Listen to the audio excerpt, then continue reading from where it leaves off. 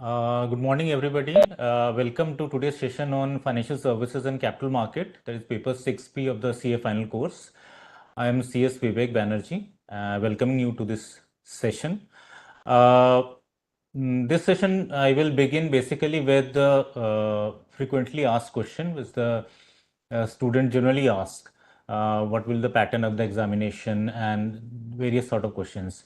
So I will just begin with the frequently asked question, and then I will come to the brief description of the syllabus, various topics covered in it, and in between, if you have any queries, I will definitely address it. Any conceptual clarity required in any of the topics, I will definitely attend to it. So please feel free to ask any question during the course of this session.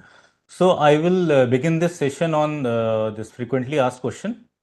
The first question, which is generally asked by the student, is that how the elective paper is different from other core papers at the final level. Students basically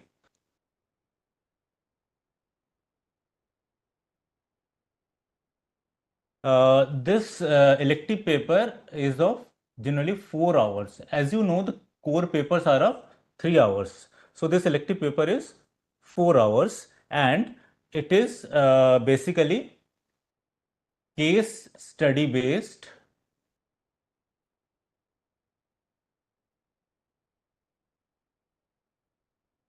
and this is open book type of examination.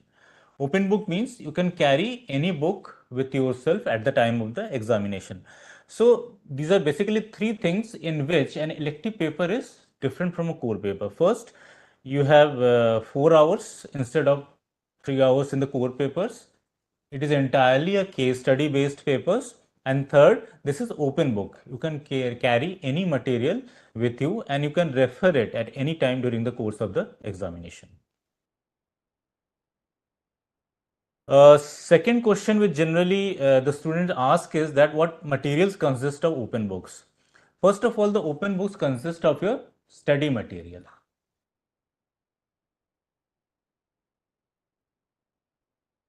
In case of electric paper, it is part A and part B.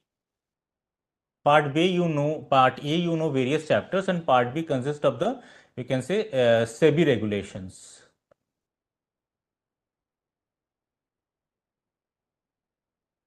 SEBI regulations.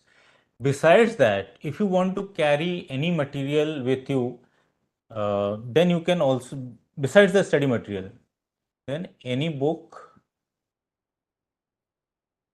or any notes. For example, you have developed any notes in the capital market chapter, so you can carry those notes with you. If you feel that anything else is required, any book is required, you can also carry that book with you. If you have come across any book in a particular chapter, for example, you have referred any topic in a book on capital market, you can carry that book with you.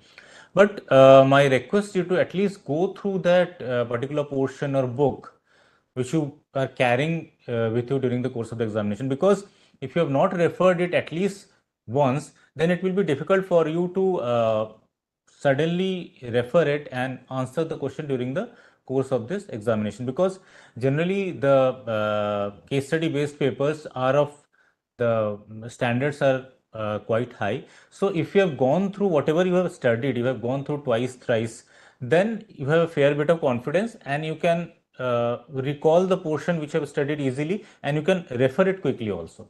So my request is to at least go through the books or notes thoroughly before bringing into the examination hall. Next query is, in what way would attempting an open book pattern of examination be different from a closed book pattern?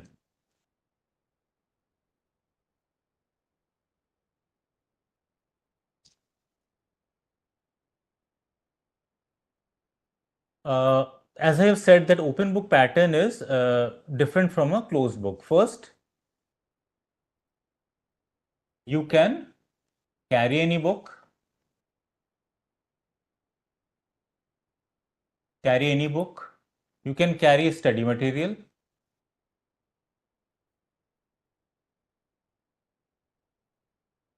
You can carry any notes.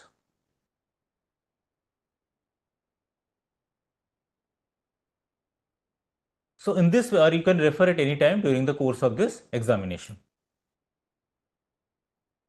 What is the duration of the examination of elective paper? It is actually 4 hours.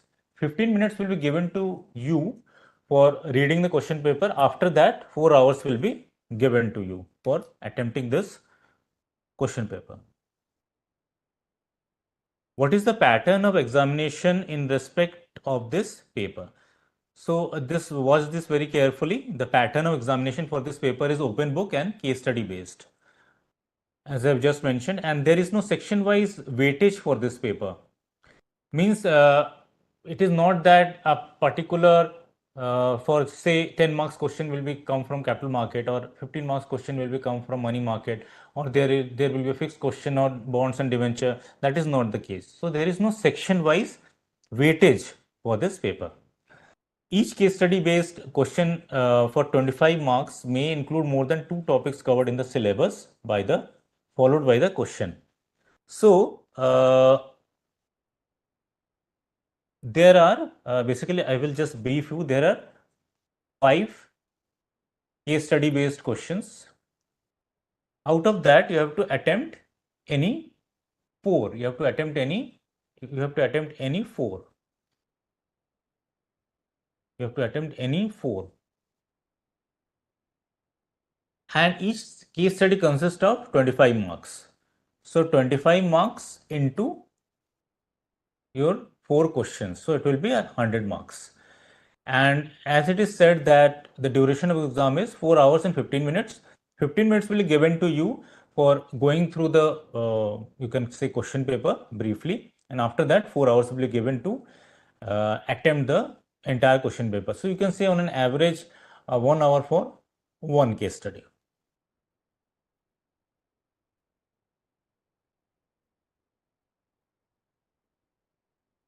Now this is the assessment. What is the assessment pattern? The assessment pattern of each case study each case study will be of 25 marks, consisting of 10 marks MCQs and 15 marks descriptive questions. So there will be 5 questions. Out of 5, you have to attempt 4. Each question consists of 25 marks. Out of those 25 marks, 10 marks, that is 40%, consist of MCQs, and 15 marks consist of descriptive portion. Means 40% portion will be MCQs and 60% portion will be of descriptive questions. I will reiterate further that the students are free to carry any material in the examination hall. Multiple choice questions consist of 40% weightage, and the descriptive question consists of 60% weightage. And the last point is that a case study question for 25 marks may also comprise of more than one independent or related case scenarios to enable a broader coverage of syllabus in the question paper. It means that, for example, a case study begins with a question, you can say, description on capital market.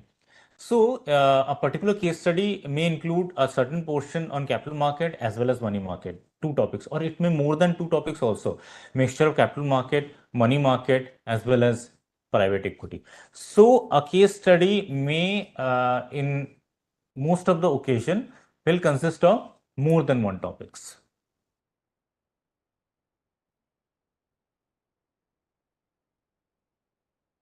I will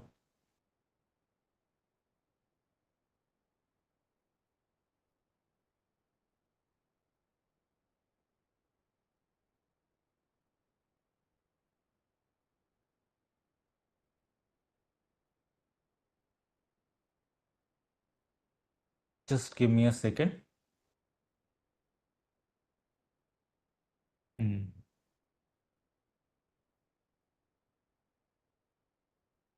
So, what I have just discussed is that there are 5 questions. There will be 5 questions consisting of case studies. So, there will be 5 case studies, as this paper is entirely consist of case study based. So out of this 5 case studies, you have to attempt 4. Okay. And each case study consists of 25 marks each. Okay. Out of that, 10 marks consist of MCQs. Okay. So 10 marks are of MCQs, that is multiple choice questions, and 15 marks are of descriptive questions, consist of descriptive questions.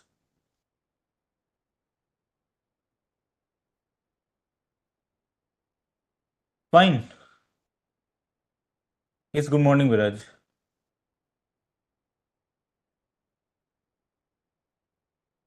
So, MCQs have the weightage of 40% and the descriptive questions have the weightage of 60%. Okay, so this is the basic pattern of this question. There are 5 questions entirely based on case studies.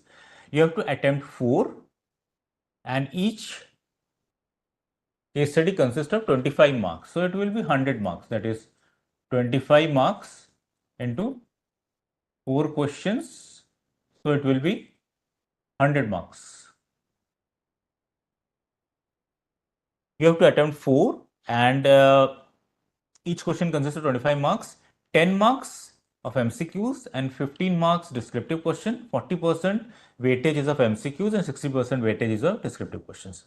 So if you have any query regarding this, please ask. If you have any doubt.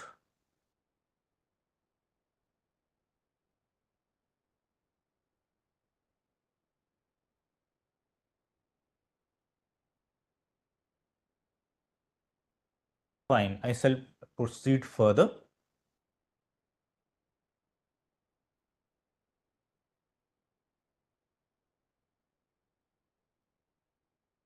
So what will be the pattern for descriptive questions? It is given to you that the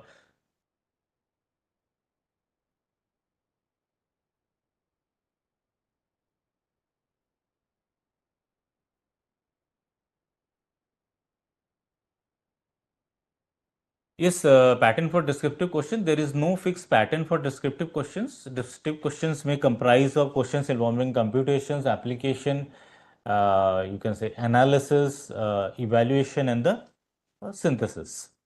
And there may be either practical scenario-based numerical questions or testing of conceptual understanding. Means there will be no straightaway question. Very means rarely you will find it any question which is straightforward asked from the case studies. तो इसमें mix रहेंगे. कुछ ज़्यादातर जो questions होंगे इसमें वो practical based question होंगे, सिनारियो बेस्ड क्वेश्चंस होंगे, और उसमें आपको जो बेसिक टेस्ट किया जाएगा आपकी कॉन्सेप्चुअल अंडरस्टैंडिंग को टेस्ट किया जाएगा.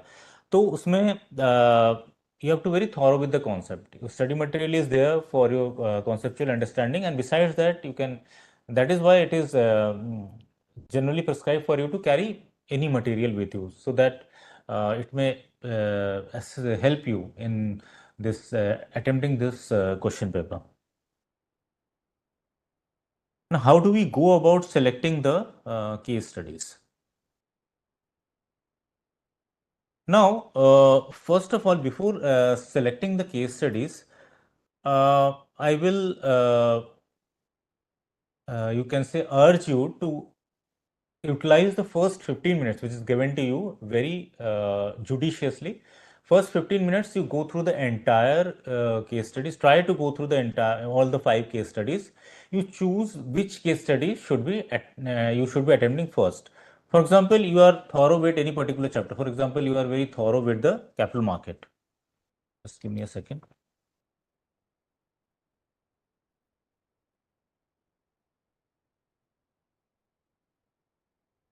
For example, you are very thorough with the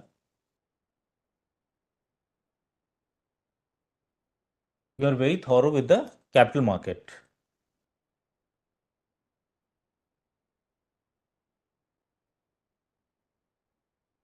So you can attempt that questions on capital market first, then you can come to uh, money market.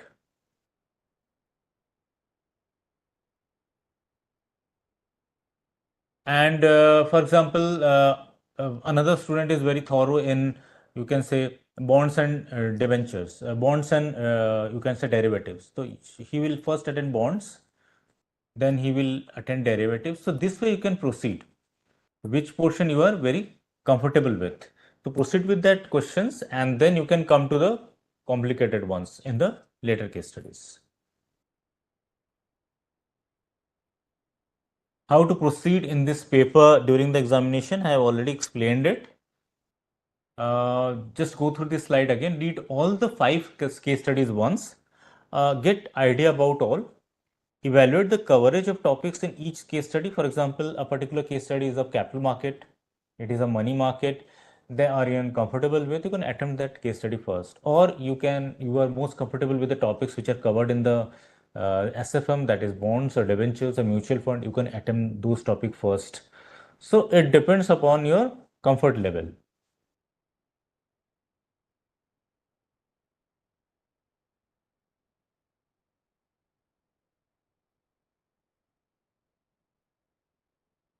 Now, is it necessary to read the case study more than once?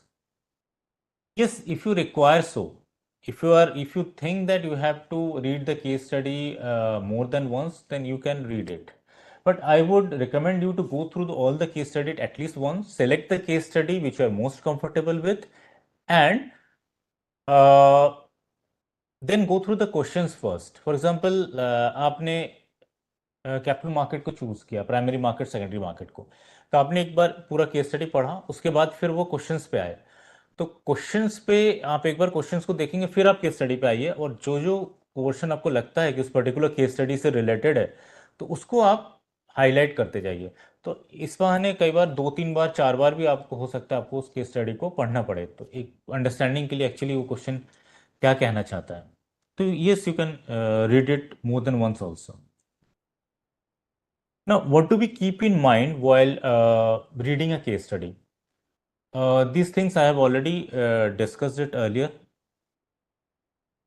Is reasoning required to be given in the answer to MCQs? The answer is no. You are not required to give any reasons for your case studies.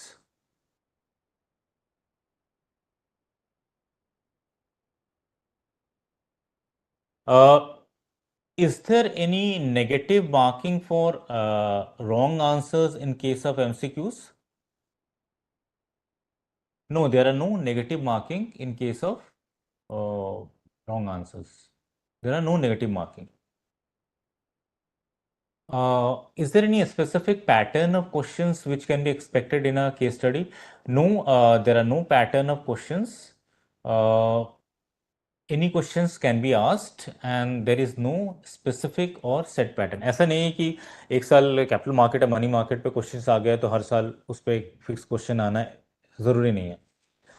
इधर recently bonds और debentures पे question आ रहे हैं तो bonds और debentures पे, bonds और derivatives पे आएंगे ही, that is not necessary. So there is no specific set pattern.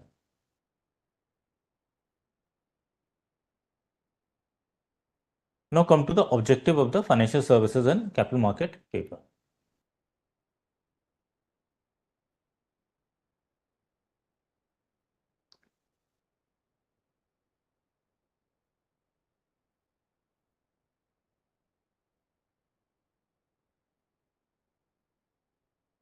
First of all, go through the objectives. Mr. Manish,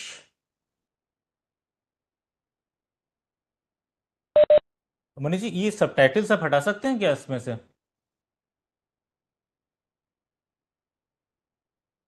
हाँ उसको, हाँ ये सबटाइटल्स हटा दीजिए ज़रा।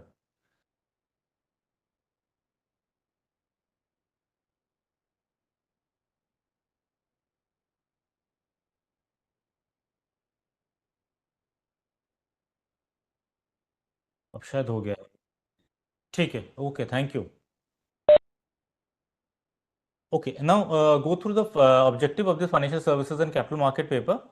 The first objective is to gain knowledge of financial services rendered by intermediaries and banks and their role and activities in the financial market in general and capital market in particular. तो basically objective क्या है इस paper का, financial services and capital market? Financial knowledge of financial services. So, what consists of financial services? Financial services, you can consist of banks provide the financial services. Okay. Mutual funds are also providing financial services. And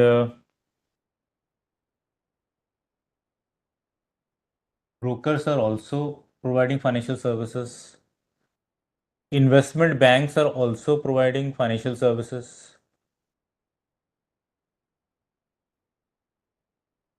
So gain knowledge of this, and these are rendered by intermediaries and banks.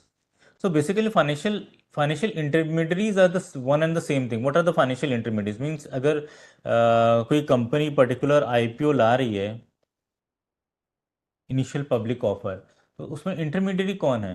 तो intermediary जो investment banks होते हैं, जिसमें कि merchant banker है, तो merchant banker ही पूरे IPO को देखता है. The entire IPO is actually manage by the merchant banker. तो merchant banker basically can be called a financial intermediary and he is providing the financial services also. तो financial services भी provide कर रहा है.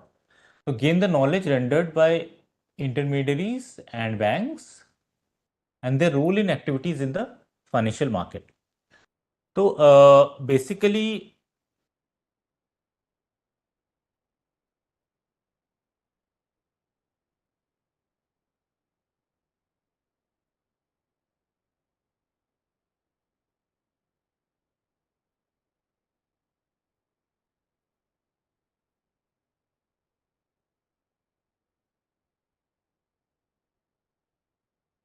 इस पे हम थोड़ा सा आते हैं जो ऑब्जेक्टिव पे.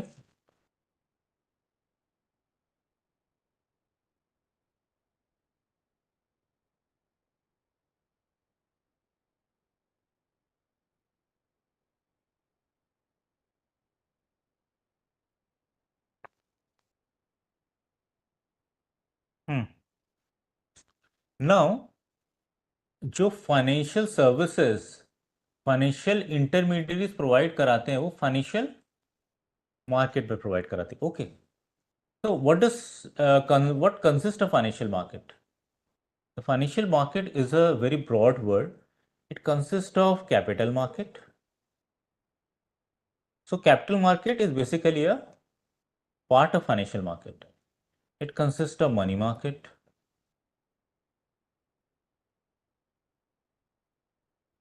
It consists of bond market.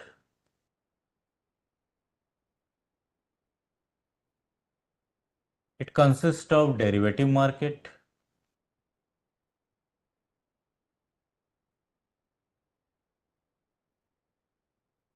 And it also consists of foreign exchange market.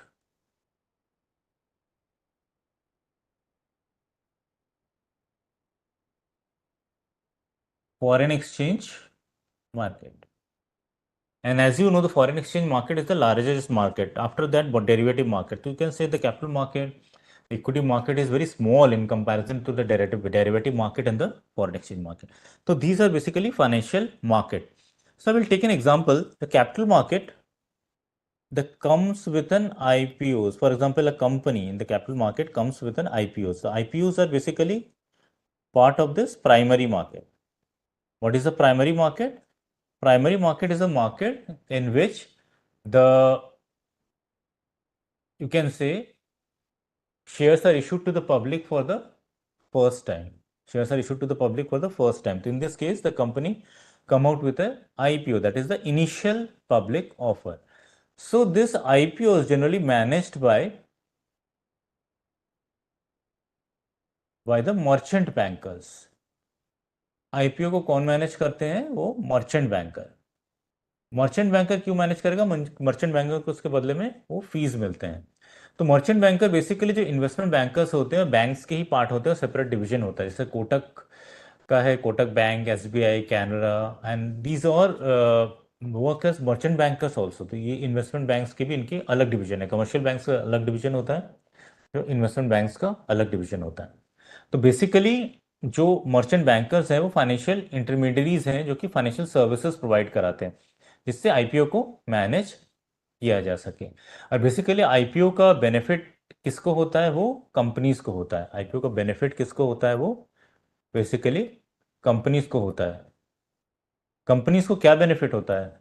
Company अपने फंड रेज करती है। कंपनी को ज़्यादा फंड की ज़रूरत है तो वो इनिशियल पब्लिक से पैसा लेती है, तो कंपनी जो है फंड रेज करती है थ्रू आईपीओस। इससे तो कंपनीज को बेनिफिट होता है, पर लोगों को क्या बेनिफिट होता है? इन्वेस्टर्स को क्या बेनिफिट होता है?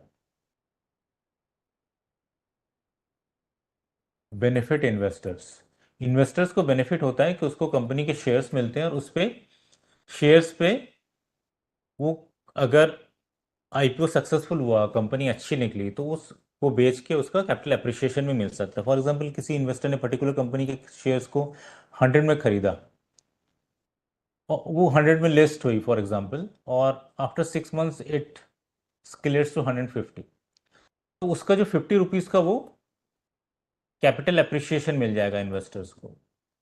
तो इन्वेस्टर्स को ये फायदा फ्यूचर में होता है, अगर प्रॉपर रिसर्च करके इन्वेस्टर करे कि हाँ इस पर्टिकुलर कंपनी प्रॉस्पेक्ट्स अच्छे हैं, इसका आईपीओ सक्सेसफुल हो सकता है, तो उस पर्टिकुलर कंपनी के शेयर में इन्वेस्ट कर सकते हैं, उसको फ्यूचर में उसको कैपिटल एप्रिसिएशन मिल सकता है। शेयर प्राइसेस अगर बढ़ेंगे तो उसको ज़्यादा रेट पे उसको बेच देगा, उसको कैपिटल गेन भी मिलेगा।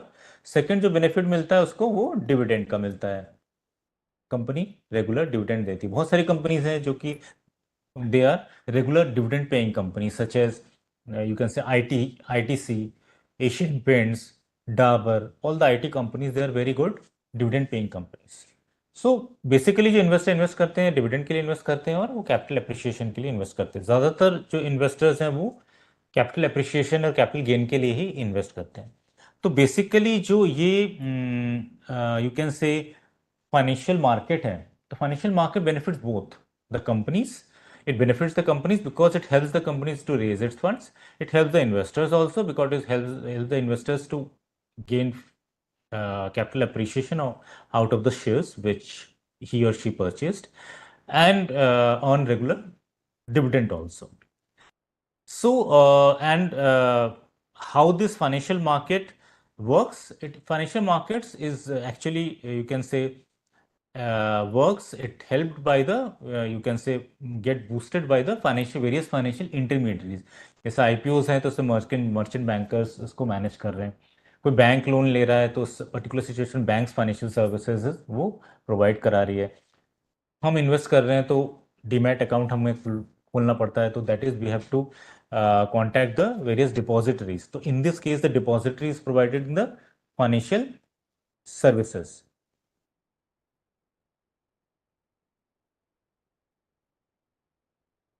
And if you want to purchase shares, then you have to go through the stockbrokers. So stockbrokers is also providing the financial services, and these are financial intermediaries. So what financial intermediaries does? It provide financial services to actually manage this financial market, which actually benefit both the companies, as such as both the fundraisers as well as the investors who invest out of their savings. तो क्या करते हैं, saving को investment में वो एक channelise करता है। तो फाइनेंशियल मार्केट उस चीज़ को एक प्लेस है जहाँ पे वो सेविंग्स और इन्वेस्टमेंट जो है वो चैनलाइज होता है, कि फंड रेजर अपने फंड रेज कर रहे हैं, जो फंड अपना लगा रहे हैं, इन्वेस्ट कर रहे हैं, वो भी फ्यूचर प्रॉफिटेबिलिटी को ध्यान में रखते हुए कर रहे हैं। और इसको बूस्टअप फैसिलिटेट कौन कर रहा है? वो फाइनेंशियल इंटरमीडियरीज कर रहा है, through by providing financial services. So this is what about the objective of this, you can say, the financial services and capital market paper. And obviously whatever knowledge you gained by going through all this, you apply it in, the purpose is that you should apply it in, you will be able to apply it in practical situations. Okay, now we will, any queries regarding these? Otherwise I will proceed further.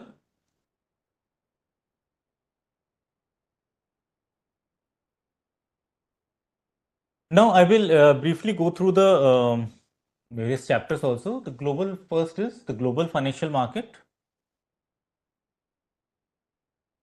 The global financial market. The first chapter is kept as global financial market because now the situation has changed after the globalization. The Indian markets, or you can say any country, is dependent upon other country. Whatever happens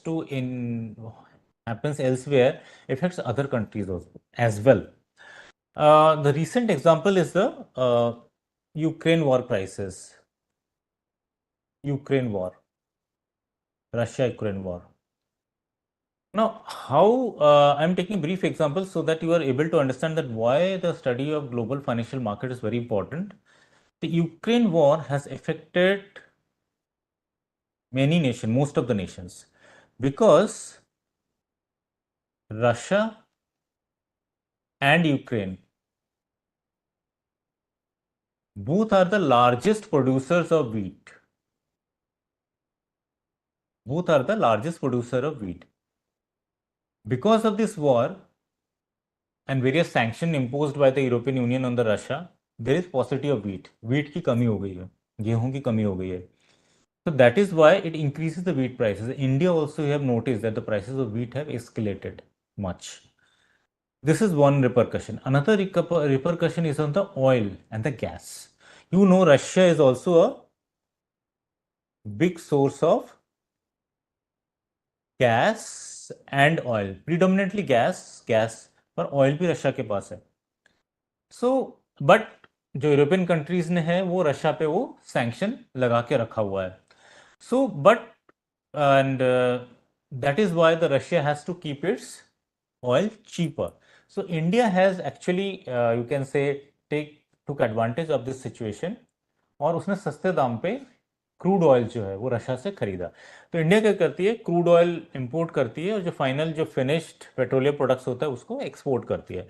तो Russia से, क्योंकि Russia मजबूर हो गया उसको crude oil के prices को कम करने के लिए, तो जैसे क्रूड ऑयल के प्राइसेस कम किए तो इंडिया ने उसको खरीदना शुरू कर दिया.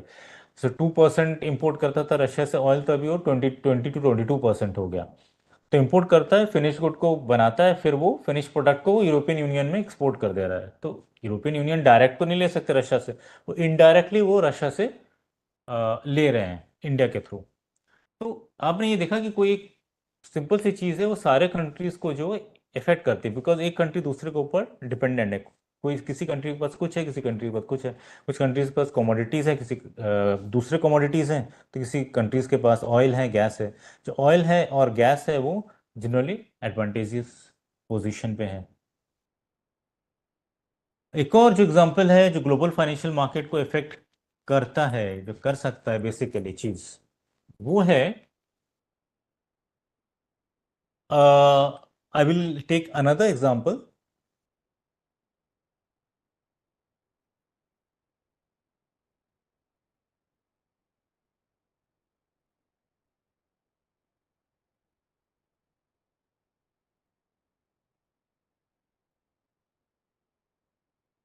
Yield. तो बेसिकली कॉन्सेप्ट क्या है, जनरली जब यील्ड बढ़ता है तो जो बॉन्ड की जो मार्केट वैल्यू है, जो फिक्स्ड रेट बॉन्ड की मार्केट वैल्यू है वो कम हो जाती है. ओके. तो यील्ड जो है वो अभी दूसरे कंट्रीज में इंक्रीज हो रही है, इंक्रीजिंग. This is increasing. तो उससे क्या होगा, मार्केट वैल्यू डिक्रीज हो रही है. इसका इफेक्ट वर्ल्ड ओवर हो रहा है, पर India is not much affected by it. India is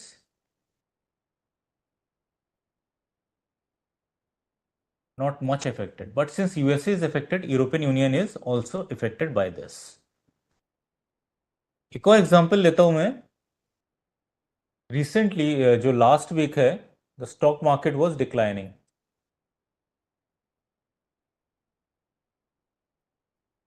stock market decline,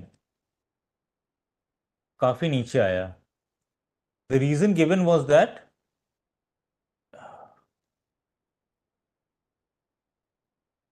hawkish approach hawkish approach by Fed. Fed क्या है? Fed generally the Federal Reserve of the USA, USA की जो Federal Reserve है, जैसे इंडिया के reserve, India का central bank Reserve Bank of India है, वैसे यूएसए का वो फेडरल रिजर्व है। तो स्टॉक मार्केट इसलिए डिक्लाइन किया क्योंकि फेड इंटरेस्ट बढ़ाएगा कि नहीं बढ़ाएगा, दैट इज एक सस्पेंस बना हुआ है, बिकॉज फेड बढ़ा भी सकता है, नहीं भी बढ़ा सकता है, पर क्या उसका स्टांस होगा फ्यूचर में, दैट इज यू कैन से इन अ डार्क। अभी उसके रिगार्डिंग कोई पर्टिकुलर जो है वो इसका इंडिकेशन नहीं मिला है। क्योंकि इंडिकेशन नहीं मिला है, एक एप्रहेंशन है, that is why the stock market has decline, because of this apprehensive approach.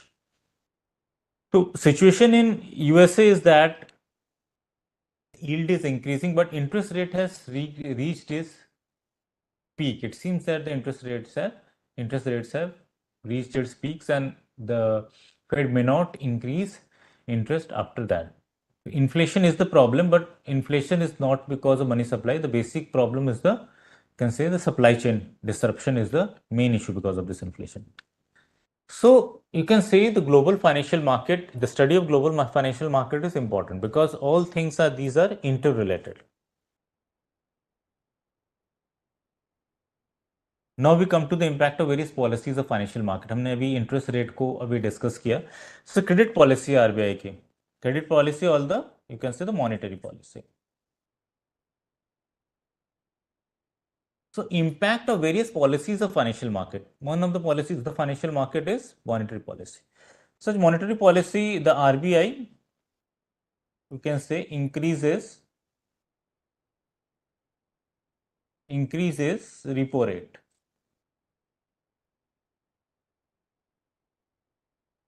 Increases repo rate. So what will the repercussions? Because of increase in repo rates, banks will lend less। Banks कम lend करेगा क्योंकि repo rate बढ़ गया है उसको। अगर RBI bank को lend करती है, what is the repo rate? Repo rate is the rate at which RBI lends to bank. For example, अगर रिपो रेट अगर इंक्रीज होगा तो बैंक को ज़्यादा इंटरेस्ट देना पड़ेगा आरबीआई को। तो दैट इज वाई, क्योंकि बैंक को ज़्यादा इंटरेस्ट देना पड़ेगा, इसलिए बैंक जो है वो कम लोन लेगी। क्योंकि आरबीआई से अगर कम लोन लेगी तो वो बैंक उसको आगे भी कम देगी। तो that is, it will actually tend to, the purpose is to reduce the money supply, reduce the money supply, or to control the inflation, or to control the inflation, control the inflation. So this way the monetary policy impacts general public. So if the RBI sees that inflation is more, it has to be controlled, that increases the repo rate. It increases the repo rate, banks starts lending less, then it reduces the money supply in the system, and it helps to control inflation. But if inflation is not on account of money supply, but because of supply chain disruption, supply chain के disruptions हो रहे हैं, मतलब goods की supply नहीं हो पा रही है कुछ बॉटलनेक की वजह से, तो उस सिचुएशन में मॉनेटरी पॉलिसी जो है वो ज़्यादा काम नहीं आ पाती है।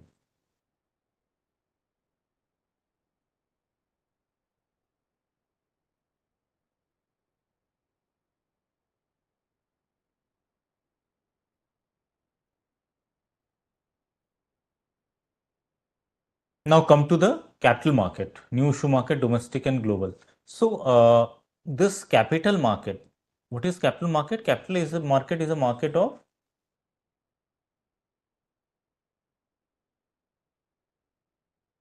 capital market is for long term, in which the companies raise money from the public and utilized in profitable investment opportunities. So whatever return they gain, they give a portion to the shareholders. Investor को कुछ portion दे देते हैं in the form of dividend. And if the company do well, the investors also prosper because of this capital appreciation. मतलब company अगर अच्छा कर रही है तो उसके शेयर प्राइसेस भी इंक्रीज होंगे, तो दैट शेयर प्राइसेस में इस इन्वेस्टर को फायदा होगा क्योंकि वो ज़्यादा प्राइस पे शेयर को बेच के वो कैपिटल अप्रिशिएशन उसको मिल सकता है। That is way the capital market works, and capital market is basically for the, it is for the long term, and there are two parts to it, that is primary market and secondary.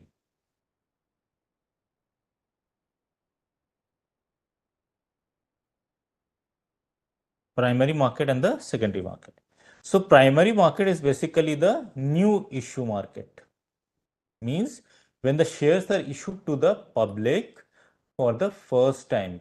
When the shares are issued to the public for the first time, it is a primary market, and secondary market means when trading in the shares which are already issued take place.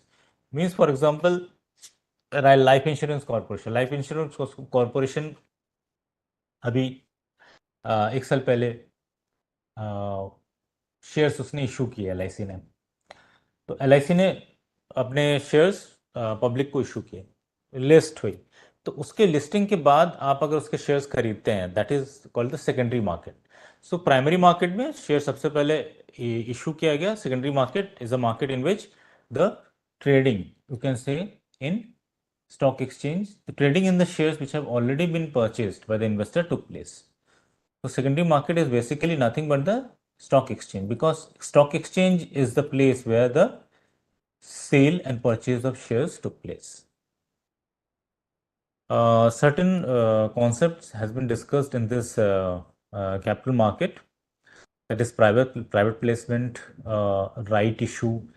So all these are covered. If you have any queries in any of these topics, you can please ask, or you can write to us uh, at any time.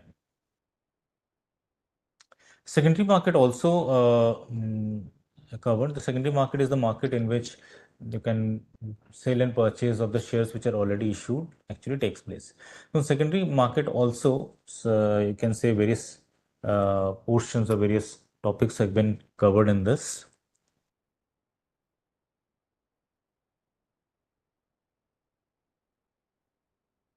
Now come to the money market. Money market is basically a market, you can say, for a, it is for short term. Short term means up to 1 year.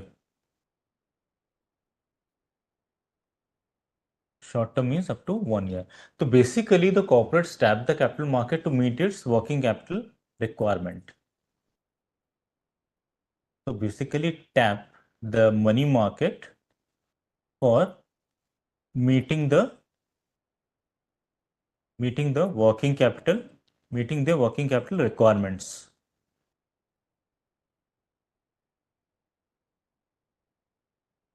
So companies, in order to finance their day-to-day expenses, they generally tap the money market, basically through the, you can say, commercial paper, short-term borrowings, commercial paper,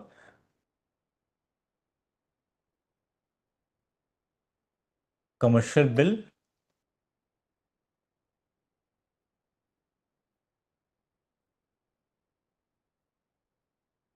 and this, you can say, money market is tapped by the, you can say, the government also to meet its short-term borrowing requirements.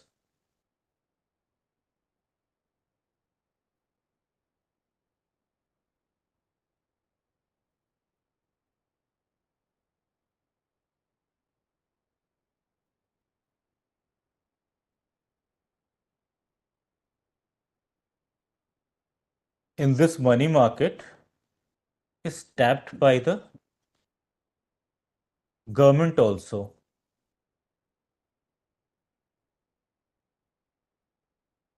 This,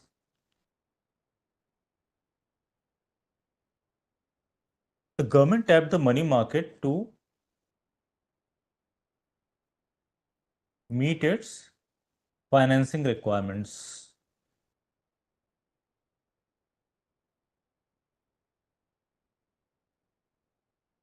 What are the methods by which the government do this? The basic approach which the government follow is through the treasury bills. Through the treasury bills. So treasury bills, what are those treasury bills? Treasury bills are, we can say, the government issues, we can say, securities through Reserve Bank of India, through RBI.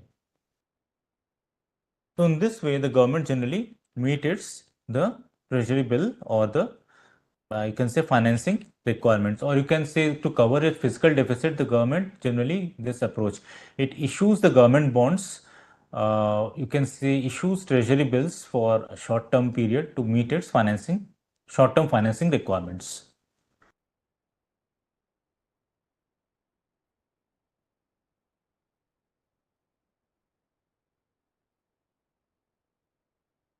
Now come to institutions and the intermediaries. In institutions and intermediaries,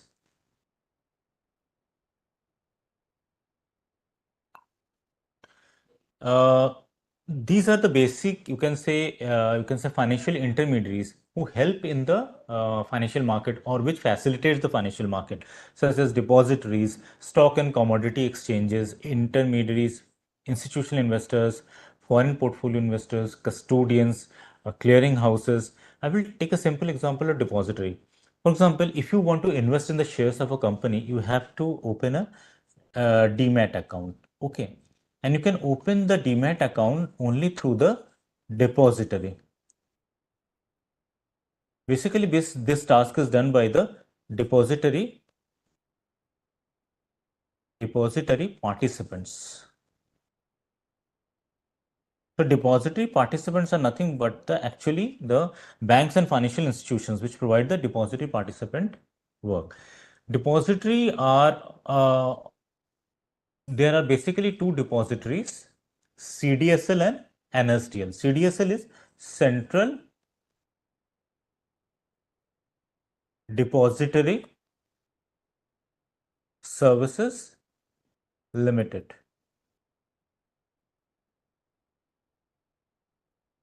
or in short form you can also call it CDSL, Central Depository Services Limited. And another one is the NSDL, that is National Securities Depository Limited. National Securities Depository Limited, or NSDL. The reach of NSDL is more, but now the CDSL is also catching up with the NSDL. And okay.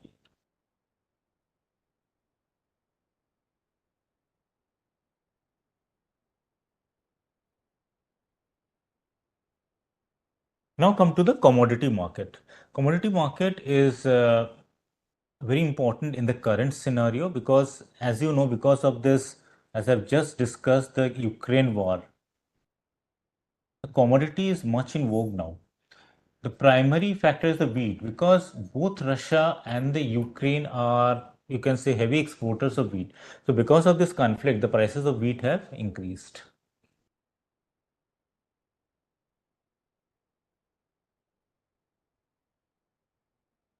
And the commodity consists of various things, consists of the gold and silver, which are always in demand, but there are certain factors in which the golds can be investment in golds can be taken place. So generally it is considered that investment in gold should be there when there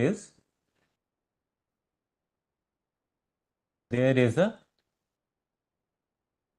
turmoil, or you can say grave situation in which the gold as a commodity is resorted to. In recently, you have seen that various countries are coming out with commodities also, because if one has reserves of lithium, India have come across various reserves in lithium, and lithium is actually used in mobile batteries. So commodity, this you can say is much in vogue, and commodity or knowledge of the commodity market is actually you can say the practitioners of financial market in a big way. Now come to the next, banking as source of capital, including NBFCs, that is non-banking financial companies. In this case, the three topics are covered, which are the concept of, just give me a second. The concept of project financing, it is related to, you can say term finance, that is financing for long term. Working capital management, this is basically for, you can say, day-to-day expenses, covering day-to-day expenses. And reverse mortgage, this is, you can say, similar to the concept of mortgage, because in mortgage, what happens is that you took you took a loan from bank for in order to purchase the house, and then your house is mortgaged to the bank until you repay the loan. But in case of reverse mortgage, what happens is that you're already the owner of a particular house, and you give the house to the bank, on which the bank give you periodical payments, 30 to 40% lump sum, and the rest monthly. So this way, the you can say the concept of reverse mortgage works. Now come to the mutual fund.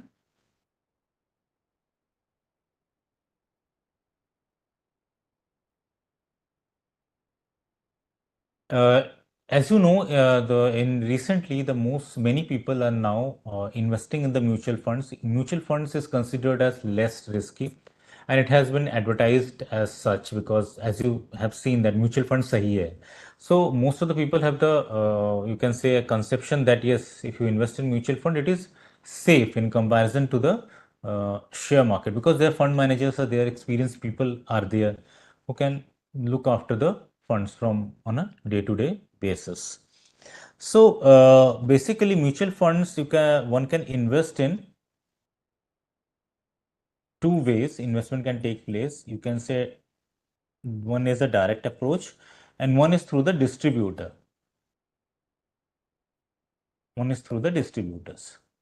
And if you can see the NAV, the NAV in case of the direct scheme, the NAV in case of the direct scheme is always high.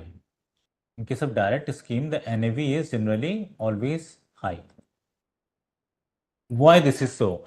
If an investor invests in a mutual fund, direct scheme is directly in the mutual fund. For example, directly in the mutual fund, Aditya Birla Mutual Fund, you say, for example, say Aditya Birla Mutual Fund.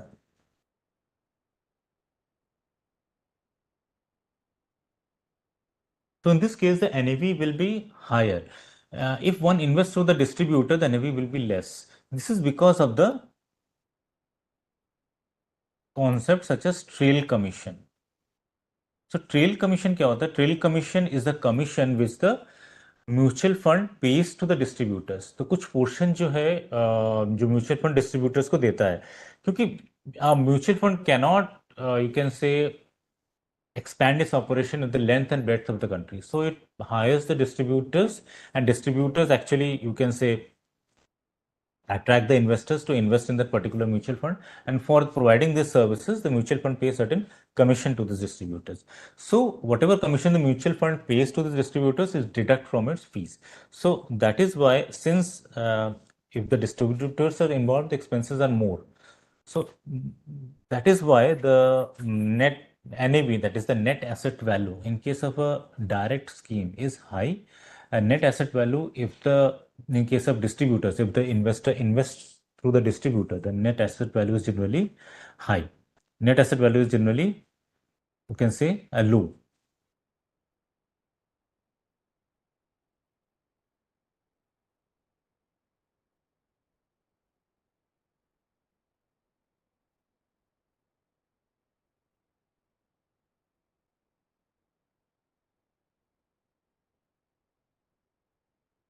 There are various mutual fund schemes in which an investor can invest also.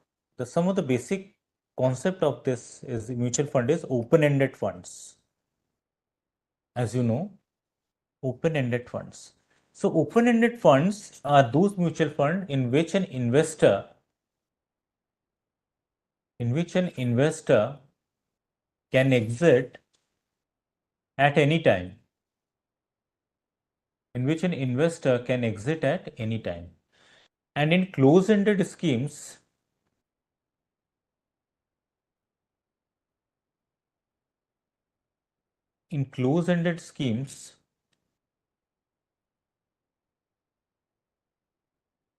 the investor can exit after a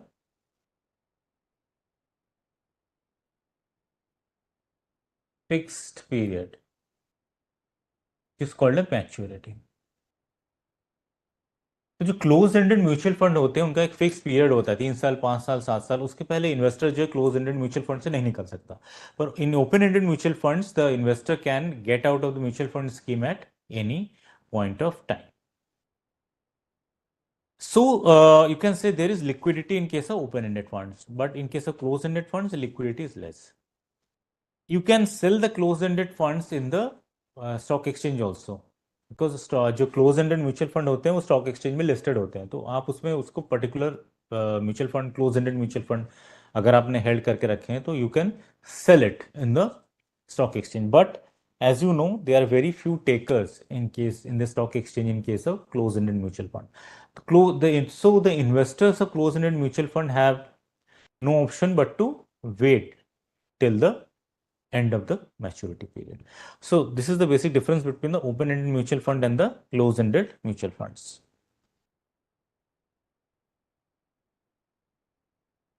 And mutual funds can be equity based,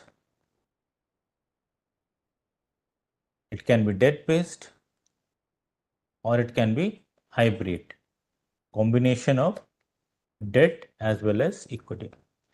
The one thing I want to explain here that there is a general perception that the equities are only risky. In the equity mutual fund, the risk is inherent in equity mutual funds, but not in debt. But that is not the case. There is risk in debt also. Why? Because of this concept of yield, as I have just mentioned. So debt mutual funds are also risky because of the inherent factor of yield. If yield increases, the market value of fixed rate, the market value of fixed rate bond decreases. Okay.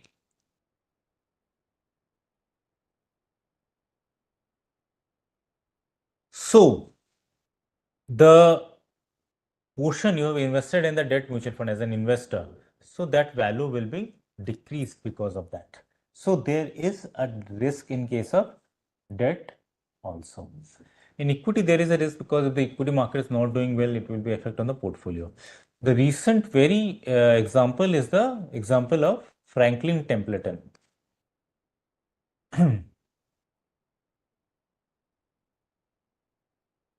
What happens in Franklin Templeton?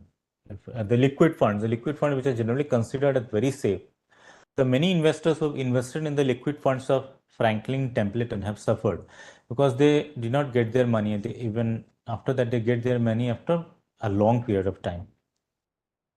So what happened in case the Franklin Templeton, the basic was that yield was increasing.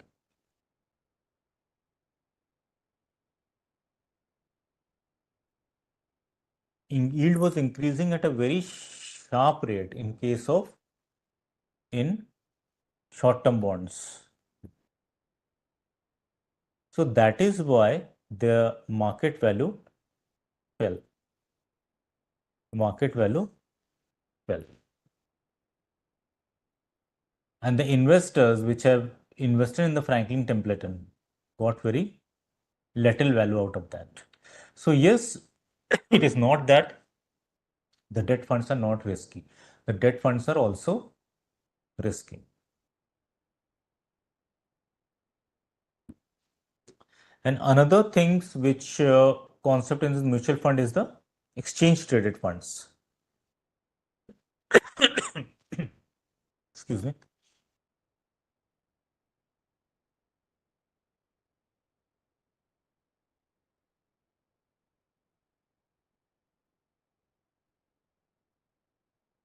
So what is exchange traded fund? Is exchange traded fund just like equity?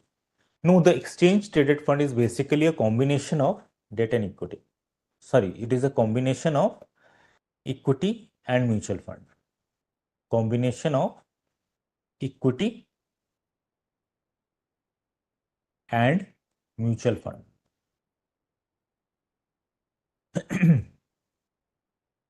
It is, you can say, just like equity because one can trade.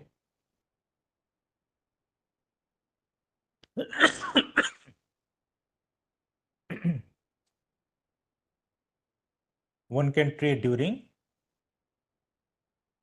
trading hours. तो exchange traded fund में shares की तरह आप basically invest कर सकते हैं as an investor. Trading hours means from 9:15 to 3:30. आपके पास अगर कोई ईटीएफ है तो ईटीएफ आप बेच सकते हैं, किसी समय ईटीएफ को खरीद सकते हैं ड्यूरिंग द ट्रेडिंग आवर्स. तो it works just as stocks. It is as a mutual fund because it is basically a bundle of stocks. It is a bundle of stocks and which follow a benchmark. Benchmark को follow कर सकता है. तो it's just like you can say very similar to index funds. For example, अपने अगर Nifty ETF लिया है तो निफ्टी ईटीएफ में क्या है, जितने भी निफ्टी के 50 शेयर्स है उसमें ईटीएफ ने इन्वेस्ट करके रखा है. बैंक निफ्टी है तो जितने बैंकिंग निफ्टी बैंक जितने भी स्टॉक्स हैं उसमें उसने म्यूचुअल फंड ने एक्सचेंज ट्रेडेड फंड ने इन्वेस्ट करके रखा है.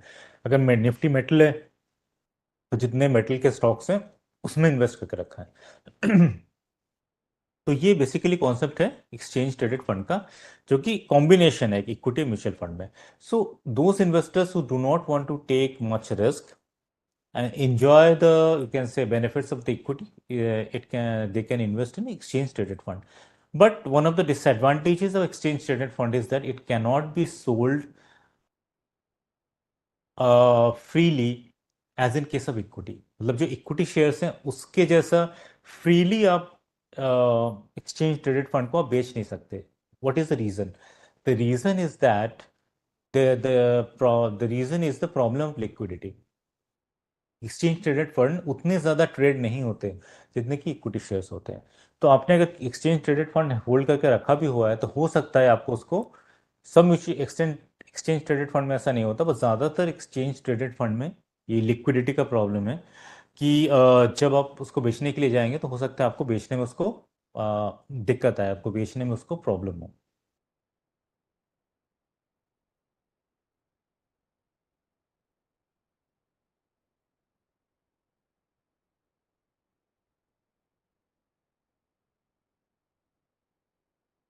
सो any query to that students?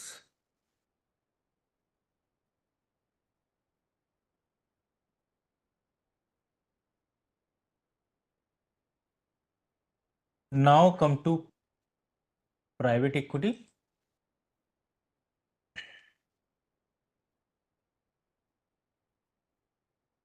So private equity क्या है? प्राइवेट इक्विटी यू कैन से एक यू कैन से एक्सटेंशन आप मान सकते हैं वेंचर कैपिटल का.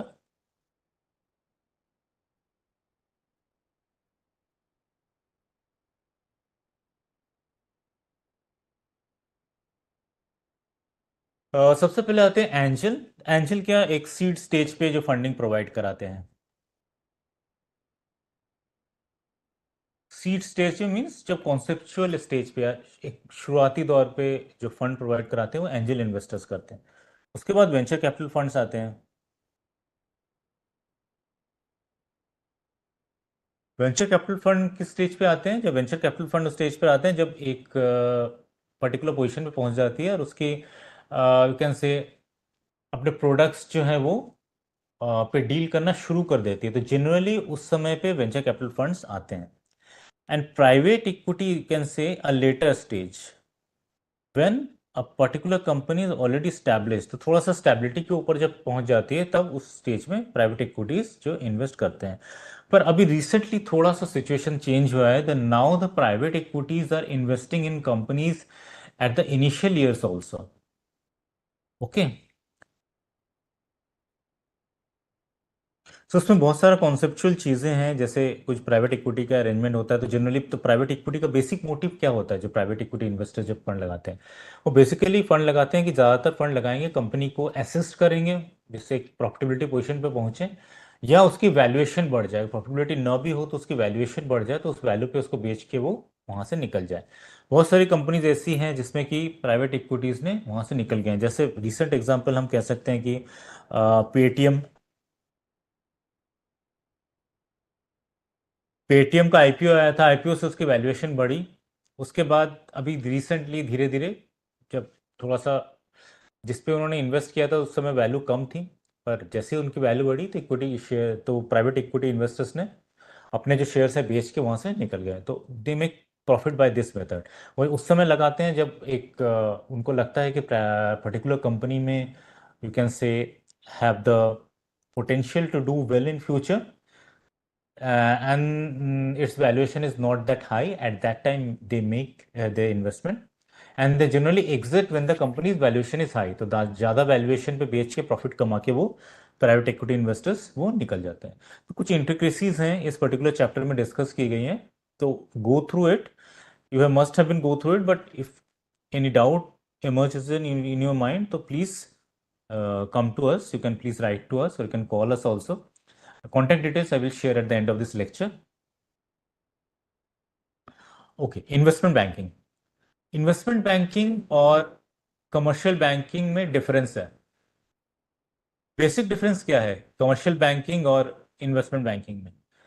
कमर्शियल बैंकिंग में क्या होता है?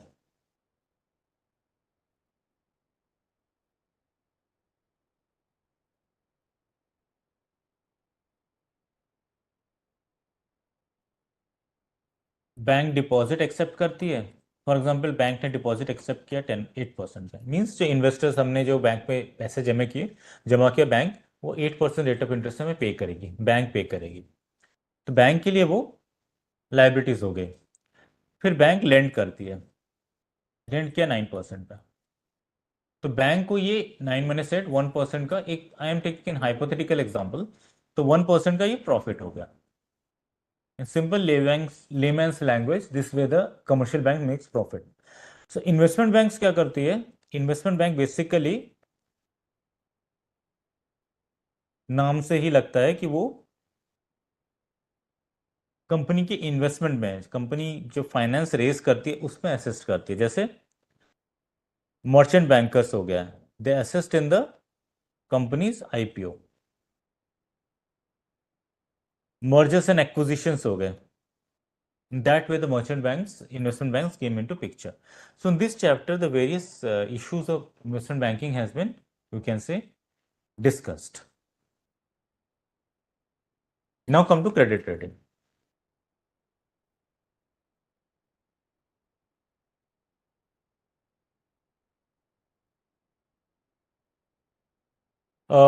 Students, recently the credit rating is also much in vogue, काफी चर्चा में रहे क्रेडिट रेटिंग एजेंसीज भी। तो बेसिकली क्रेडिट रेटिंग का पर्पस क्या है? Credit rating is basically to जज द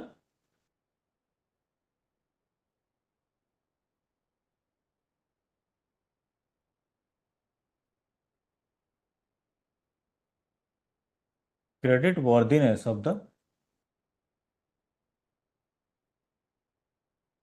बॉन्ड इशूअर।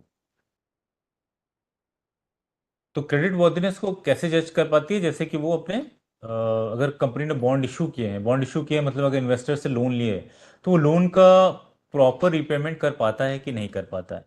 तो in this way there is various categories of credit rating. For example, credit rating agency given a AAA rating to a company, it means it is absolutely safe, and another company give a B rating. It can be considered as slightly risky or moderately risky, B. तो obvious है जिसकी AAA rating होगी उसके rate of interest जो है कम होगा, because it is considered safe. और B जो रिस्की सिक्योरिटीज होगी उसके रेट ऑफ इंटरेस्ट ज़्यादा होगा। ओके, क्योंकि इन्वेस्टर्स अगर रिस्की सिक्योरिटीज में इन्वेस्ट करेंगे तो ऑब्वियसली वो ज़्यादा इंटरेस्ट चाहेंगे, तो क्योंकि किसी भी इन्वेस्टमेंट पर्पज में जितना ज़्यादा रिस्क होगा उतना ज़्यादा उसका रिटर्न होगा, as in the case of equities.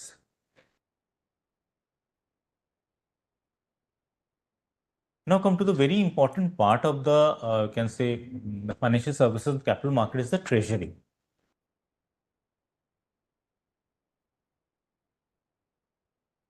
So what does the basically the treasury consist of? Treasury consists of two parts. First part is raising resources. First part is raising resources, and second part is investing, investing and trading, investing and trading in bonds and currencies. Investing and trading in bonds and currencies. And there are three parts of this treasury. First is the front office. Second is the mid office. And third is the back office. तो treasury का क्या काम है किसी corporate के fund को raise करना, resources, raising resources, पैसे रेज करना, मनी रेज करना, और इन्वेस्टमेंट भी, इन्वेस्टमेंट और ट्रेडिंग बॉन्ड्स और करेंसीज में भी। तो इस काम को करने के लिए इसके तीन ऑफिसेस होते हैं, front office, mid office and the back office. तो what the front office do? Front office is basically trade in equities, bonds, currencies, etc. What the mid office does? The mid office is risk assessment. The task of you can say mid office of treasury is risk assessment. जो भी invest कर रही है वो risky है, कितना risk है। And the back task of back office is delivery and settlement.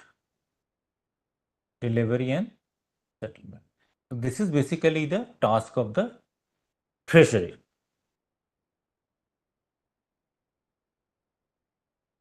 Now come to risk management. In this portion, the risk management basically leads to the market risk. It basically concentrates on the market risk. So various intricacies of market risk has been discussed in this chapter. Again, any query you can please ask. One query has comes from Ansha that are private equity venture capital companies required to be listed? Ansha, not necessarily, because basically most of the private equity and venture capital funds are listed outside the big venture capital companies. For example, you can say uh, Tiger Global, Sequoia, and these BlackRock. These invest heavily into the you can say equities of, you can say, startup companies, or which are in the stage of requiring the capital from time to time. As for example, Byju's. In Byju's, the top private equity companies from outside are investing heavily. So these are outside companies, so they are only infusing funds into those companies, and they have to satisfy certain terms and conditions, certain disclosures are required to be made. That's it. Not, the listing is not, you can say, required in such companies, in such venture capital and private equity funds. Now come to another important part is the credit derivatives. Credit derivative is nothing but, you can say, an extension of securitization. Just recap what you mean by securitization. What securitization is?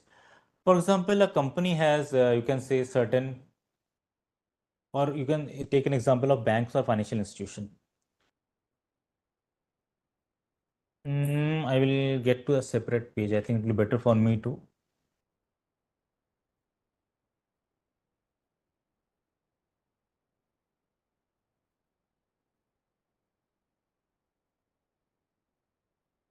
So I will take a few minutes on securitization, and then I come to this credit derivatives, because this collateralized debt obligation is basically an extension of securitization.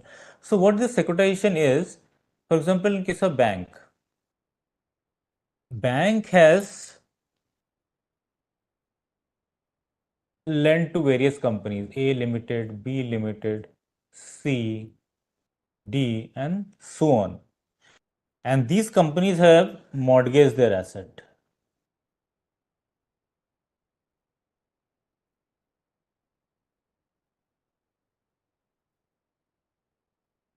So these companies have mortgaged their assets to these banks. Banks needs money from time to time. Why? Because it has to lend. But there is a limit to which the banks can lend because lenders are already in the queue. Borrowers are in queue. Borrowers in, you can say, borrowers are in queue. And banks needs money. So where the money will come? Because it already lent to so many people. It has assets, but illiquid assets. So the way out is that the banks sell these mortgage based assets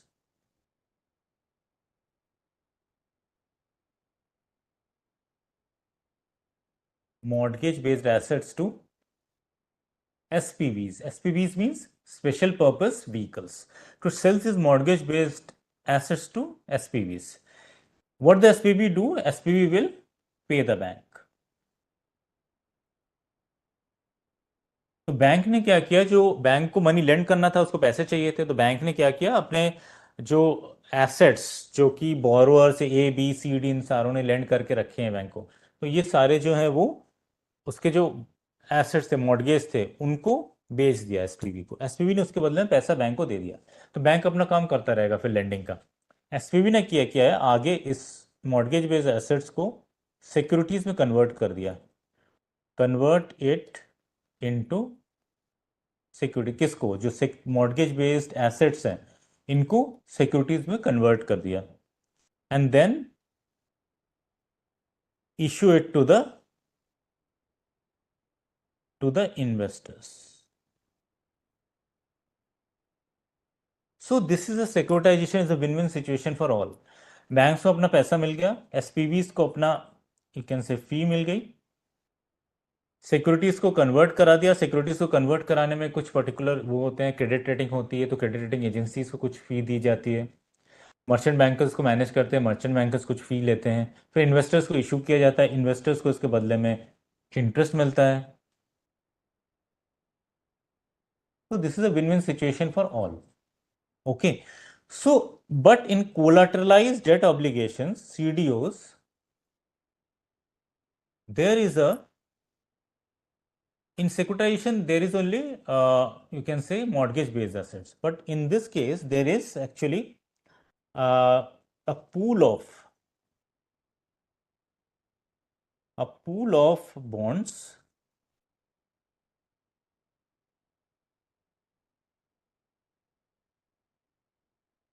asset backed securities, asset backed securities, RIT and CDOs। तो एक CDOs के अंदर भी और CDOs हो सकते हैं, उसके बॉन्ड्स हो सकते हैं, एसेट बैक सिक्योरिटी रेट हो जा सकती है, तो एक बड़ा दायरा हो जाता है। तो यू कैन से CDOs और you can say collateral debt obligations are an extension of the securitisation. Securitisation मैंने आपको एक्सप्लेन किया तो थोड़ा बहुत आपको क्लियर हुआ कि ऐसे, मतलब जिन्होंने कॉन्सेप्ट क्लियर नहीं है CDOs का, तो उनको सिंप्लीफाई करने की कोशिश की। You gone through this CDO, if any queries come across please write to me और you can ask me at this present moment also. Next आते हैं इस पे, credit default swap is another very important concept which is discussed in this chapter.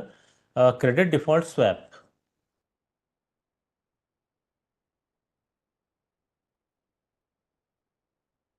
नाम से लग रहा है क्रेडिट डिफॉल्ट स्वैप, तो यू स्वैप और exchange the default. I will take an example in which it will be clear. For example, X has lent to Y rupees 10 crore. But Y is apprehensive that if X is not able to pay the loan, then what will happen? X has lent to Y rupees 10 crore.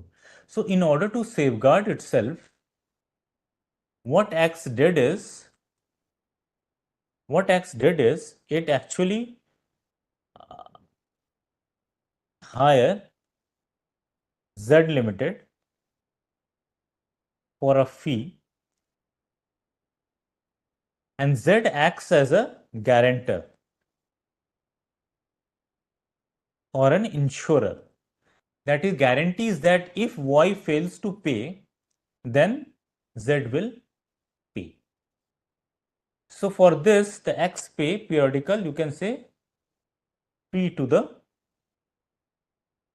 periodical fee to Z. So this way the credit default swap works, because in this case the X transfers the default risk to Z.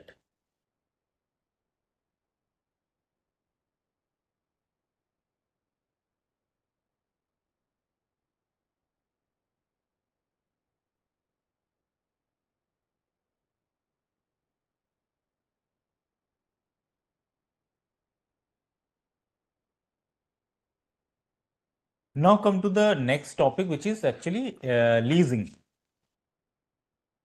Leasing, you can say, are beneficial to those companies which want to save on their current investment, because in the purchase of capital equipments, heavy capital expenditure is required. So in order to reduce their lump sum capital expenditure, the method of leasing is resorted to. For example, if a company wants to, you can say, purchase a machinery, it costs rupees 1 crore. Let us say, an example, rupees 1 crore. So it has not much cash at that moment. So it will uh, took a lease from a particular leasing finance companies and pay periodical lease rent to the holder of the machinery. So this way the leasing actually works. So practical question also comes from this chapter. So I will request the students to go through this chapter very carefully. Try to clear the concept. The study material, the various concept has been cleared in the study material itself. Some practical questions are also been given in the study material. So practice it. Practice from other books relating to, you can say, financial management as well as the strategic financial management. Practice the questions from leasing. If you come across any difficulty, please write to us. But practice this practical question from this particular chapter, the leasing.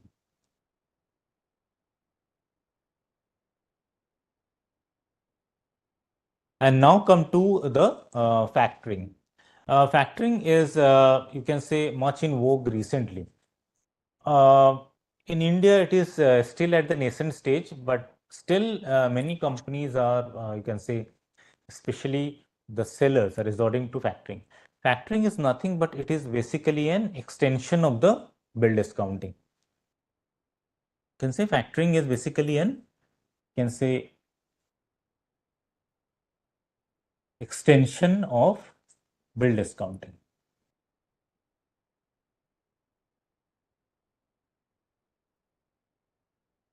So what actually happens in bill discounting? In bill discounting, for example, you as a seller sell certain goods to a uh, to your customer. For example, the cost of goods is rupees 10 lakh. But the customer says that it will pay the money, that is rupees 10 lakh, after 3 months. So for 3 months, your money gets stuck. So what will you do? You have to make expenses from day-to-day expenses. Working capital के expenses चाहिए, day-to-day expenses. You have to pay your staff salary. You have to purchase the raw materials, and you have to pay wages. You have to pay the factory rent. So where will the money come from? So in this case, the resort, you can say, the help come in the form of bill discounting. So what the, you can say, the seller do in this situation is, he will take the various documents and the bill of exchange to the bank, submit those documents. If the bank is satisfied about the credit worthiness of this, you can say, the company and its customer, then it will deduct a fee and pay the amount to the, you can say the seller, that is rupees 10 lakh. So this is how the, you can say, the bill discounting works. So factoring is an extension in the sense that the factor purchases the receivables. The factor purchases the receivables from the seller.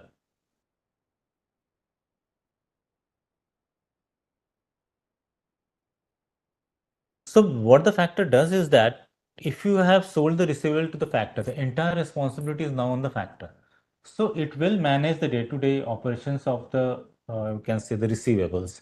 Call the customers, make sure that they make the payment at the opportune time, at the time they have promised, and return the money to the investors after deducting some fee. तो factor क्या करेगा, receivables को purchase कर लेगा seller से. For example जो particular goods की value थी वो ₹10 लाख थी. तो फैक्टर विल डिडक्ट एक्सपेंसेस. तो फैक्टर इसमें क्या होगा, 70 to 80%. फॉर एग्जांपल 7 लाख वो अपफ्रंट दे देगा. For example you as a seller, आपने 10 लाख के गुड्स को सेल किया है, तो अपफ्रंट आपको 7 लाख दे देगा, और rest of the 3 lakh it will take from the customer, and after deducting some expenses return the money to you. So this way actually the factor works. So in this chapter the practical problems of factors come. So I will request you to practice the practical problems of factoring. Some of the practical problems of factoring are given in this chapter. You can practice practical questions from you can say other books regarding factoring. So factoring, leasing, mutual funds. So these, in this chapter you please practice the practical questions. Besides that, SEBI guidelines I will take after that. First I will take this slide, other topics. There are other topics in the strategic financial management, corporate and economic laws paper. For example, securitization. So you should be familiar with the concept of securitization, which I have just explained also. Fixed income securities, that is bonds and debentures. Derivatives you should be comfortable with. Interest rate risk, SEBI Act, listing legislative framework on listing agreement, that is LODR, Securities Contract Regulation Act, and Chapter 3 of the RBI Act. So these chapter you should also be familiar with. If you have observed that recently the practical questions generally comes from this derivatives chapter, interest rate derivatives, derivatives regarding foreign exchange, some simple derivatives. So practical problems are coming. So I would request you to practice this question. If you have already cleared your this SFM paper, then it will be easier for you to practice this question. Otherwise, please practice the practical problems from derivatives, bonds, interest rate derivatives, the foreign derivatives relating to foreign exchange, mutual funds, leasing, factoring. So please practice as many practical problems as possible from these chapters. And then SEBI guidelines, the part B of SEBI guidelines consists of SEBI LODR regulations, that is SEBI listing obligations and disclosure requirement. You have to see LODR up to June 30, 2023, amended up to June 30, 2023. So study material is with you. It has also been there in the website also. SEBI prohibition and insider trading regulations amended up to June 30, 2023. SEBI ICDR requirements last amended up to June 30, 2023. SEBI buyback of securities regulations last amended up to June 30, 2023. And SEBI mutual fund regulations 1996. And this is also last amended up to June 30, 2023. So students, if any query, please ask. If you have any query till now relating to this chapter or any part of the FAQs or any questions, if that is coming to your mind, please feel free to ask.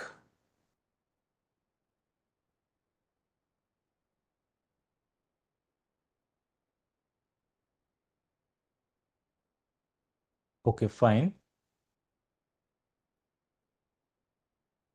So for any query on this subject, you can also call us at 0120 3867. It is in front of you, 3867 3876 894, 0120 3876 894. And you can also email us at fscm-final at icai.in. So at this phone number, you may please call, and you can also email us at this contact number. So I hope this session of financial services and capital markets seems engaging to you. I try to cover as many things as possible in this brief period, because it is just a doubt clearing session to you, all the FAQs, and I have addressed some of the queries also during the course of my lecture. And the, you can say, methodology of you can say uh, attempting the question in this particular subject. I have discussed the various chapters, topics briefly. In spite of that, if any query is lurking in your mind, please feel free to call at this number, which is given in front of you. And you can also write to us at this email ID. So thank you so much. Thank you for your patient listening. Thank you. Manish ji?